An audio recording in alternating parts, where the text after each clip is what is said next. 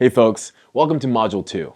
In this module, our expert will be showing you how to outsource jobs to freelancers for specific projects. So get ready to take some notes and let's jump right in. All right, guys, so here we are on Upwork. Now we're going to be looking at Upwork and Fiverr.com for hiring project-based freelancers, meaning you have a job, you need that job done, you're going to pay someone for that project. Now it might be an upfront agreed on cost for the entire project, or you could pay per hour, okay, depending on exactly what the project is and obviously the desires and the needs of the individual who's completing the project for you. Some people will only work for an hourly wage as opposed to agreeing on a project-based payment. Now, Upwork is a great place to come to because it's a little bit higher end than Fiverr, or at least it's perceived that way. And you can certainly get a lot of great applicants from here. However, what comes with the territory? Price. You are going to be paying a little bit more when you go to Upwork versus Fiverr for specific projects. So in this case, let's say that we're actually looking for an appointment setter. Okay, there's no shortage on Upwork of different types of positions and specialists. Okay, you could come up with anything, and it's probably on Upwork. Anything from web design to software development to voiceovers, graphics design. But for our example, let's do appointment setting. And appointment setting just means following up with leads or even cold calling and trying to get appointments set up for sales calls. Okay, so let's try appointment setting. And we've got several pages worth of results here, okay? A lot of people here are doing appointment setting, and as you can see, it's always in parallel with sales and telemarketing. A lot of people who are marketing themselves as appointment setters will also happen to have closing as a skill, meaning they can also do the actual sales calls for you. They can also do the closing calls for you. A lot of them will be cold callers. They can do cold calling. Some people will specifically say in their resume that I will not do cold calling. I work with warm leads only. Okay, so you'll need to make sure you find one that fits what you're looking for. Let's just click on Deborah here. Actually, she doesn't actually specifically say appointment setting. Oh yeah, she does right there. So let's click on hers. Let's have a look at her Upwork profile. So she's got an 80% job success rate. That's one of the things you want to look at here is how exactly your fellow job posters are rating the people here. So we've got relevant work, then we've got all work history, okay? There's a lot of cold calling, lead generation, social media sales, so it looks like she actually does sales calls as well. And it looks like for the most part she has some pretty good feedback, or in some cases no feedback. Right here, 3 stars but no explanation given. Okay, in my book, I usually only want to take a very negative review seriously if there's some details given. But relevant work will be specifically, things that include that keyword, appointment setting or appointment setter. And it looks like she's had a lot of success doing that job for people in recent history, okay? She's done 256 jobs on Upwork. She's earned into the 6 figures. She has an hourly rate of $28. And she's worked a whole lot of hours here. So it looks like she might actually be a good candidate to search for. And this is the process that you would use if you were searching Upwork for qualified candidates manually. However, the thing about Upwork, let's actually come back to Deborah, is you'll notice you can't just reach out to them directly like you can on some other sites, because it's not a gig or a micro job site like Fiverr. So you actually have to have a job posting listed on Upwork to invite them to.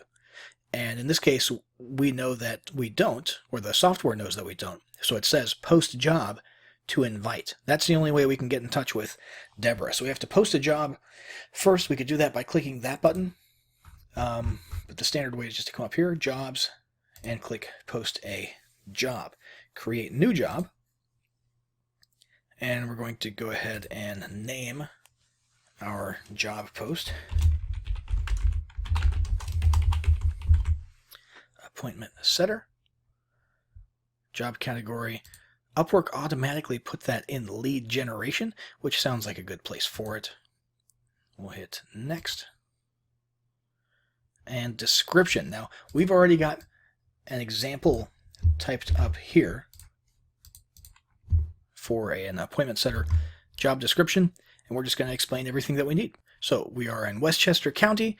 We need people to set up appointments on telephone. Responsibilities include cold calling local businesses with some leads provided to set up appointments for senior sales executives. So there's your sales guy. He's going to be the one actually closing the calls.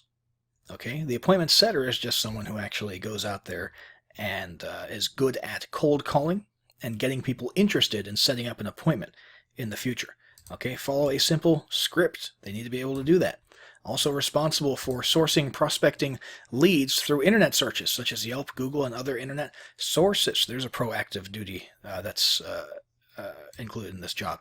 Follow up with prospective leads. Confirm appointments for the senior sales executive. Act as a liaison between client and sales rep once the prospect has agreed to setting up an appointment. Now, if we had other project files that we needed to upload, we could put that right here, but we don't, so we'll hit next.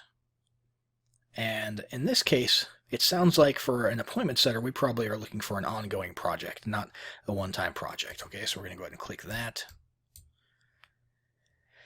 And we're looking for probably just these skills right here. Sales, that's not really necessary because we're having them pass leads through to the sales man, and we've got telephone handling might be a good one, and we'll go ahead and leave it at that. We don't want to add too many skills and over filter here. Let's go ahead and hit next, and we're looking for freelancers. We could go worldwide.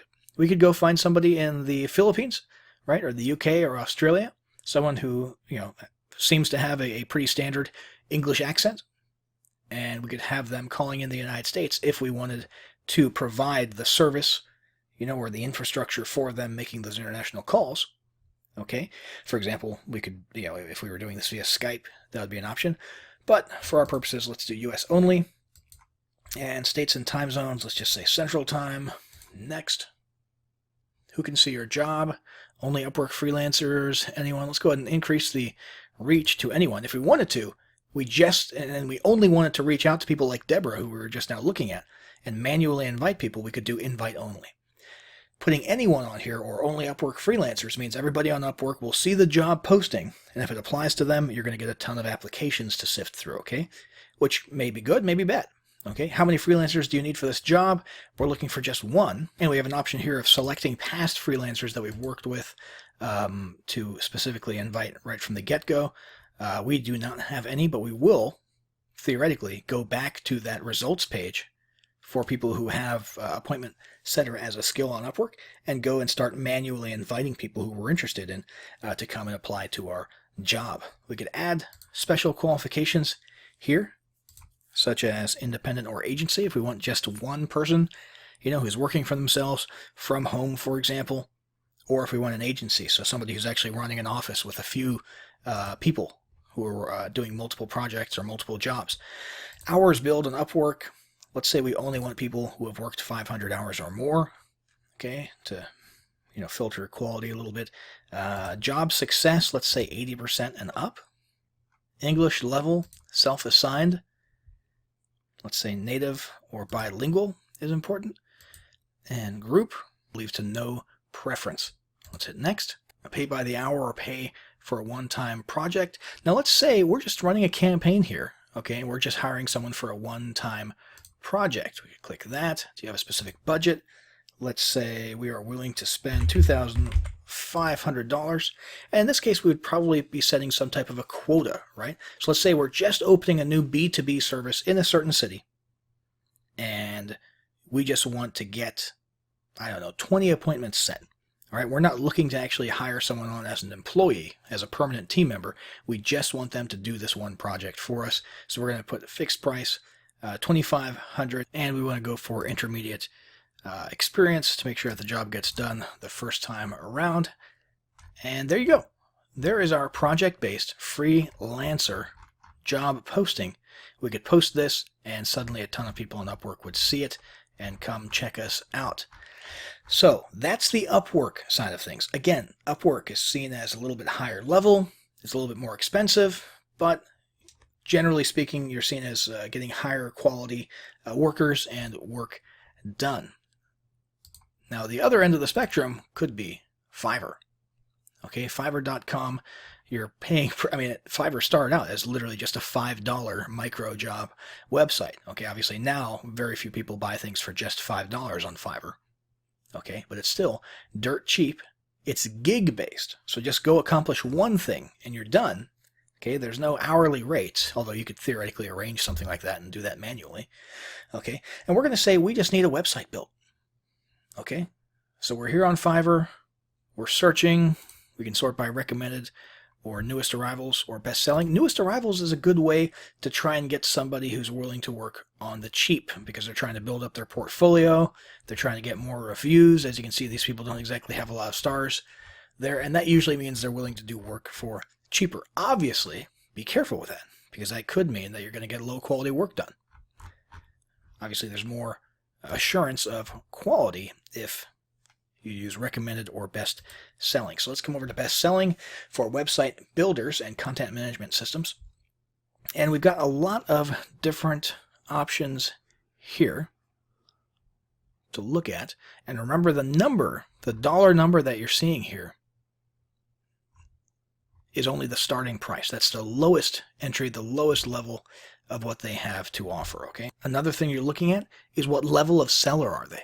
If they're a level 1 seller, that means they're still relatively new, but they've accomplished enough basic stuff and gotten good enough reviews for those things that you can more or less trust that they're going to do a pretty good job, okay? From their perspective, level 1 means they have some restrictions and cool things that they cannot do as far as how to charge money and how to customize their gig listing and that sort of thing. But from our perspective, level 1 just means they've been around for a little while, not super long, but they've got some experience under their belt and they have met a certain minimum level of customer satisfaction, which is good. I would say, unless you're really looking to to sort of pinch the pennies and tighten your belt buckle and get things as cheap as possible, if you're not looking to do that, I would say stick to level 2 or top rated seller. Okay, level 2 is you've been around for a while. It means they've completed, as it says right here, 50 orders on time with a minimum 4.8 rating, whereas level 1, 10 orders on time with a 4.8 rating. And you can just have a little bit more assurance and you can sleep better at night when you hire someone level 2 or top seller. Top rated seller means someone with at least 100 orders, minimum 4.8 rating, and these guys are manually hand-picked by Fiverr. So this is sort of the creme de la creme. Okay, we've also got Pro, which is a new feature on Fiverr. Okay, where as you can see right there, it says only 1% make it to that level. However, you're going straight to Upwork level pricing there. These people are going to be pretty expensive, which is fine. Okay, but if you're on a budget, let's just take this one for example. Make professional website with responsive design. We need a website built. We need somebody who we know has built lots of websites. Okay, and we need it done relatively cheap. This guy has a full 5-star rating and has built apparently 567 websites or accomplished, that number of gigs. All right. As you can see, we've got a bunch of different options here, including the number of pages that are done. Basic SEO are done in the standard and premium package. Let's see, pop-ups on this one here. He'll install e-commerce on the premium one. So even the most expensive one here, which includes a lot of awesome stuff, is pretty cheap. That's $300 for a pretty robust and substantial website. Let's have a look at the portfolio. This is his portfolio of work that he's done.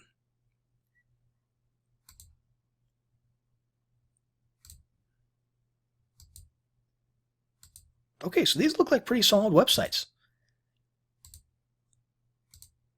He's got a solid portfolio of good-looking websites, and you can get the max package with all the goodness in it for $300, for $295 right there. Now, the way that this works is you're literally hiring people directly. You're not posting a job here. Although you can post sort of a job/inquiry/request and have multiple people respond to it. There is an option for that.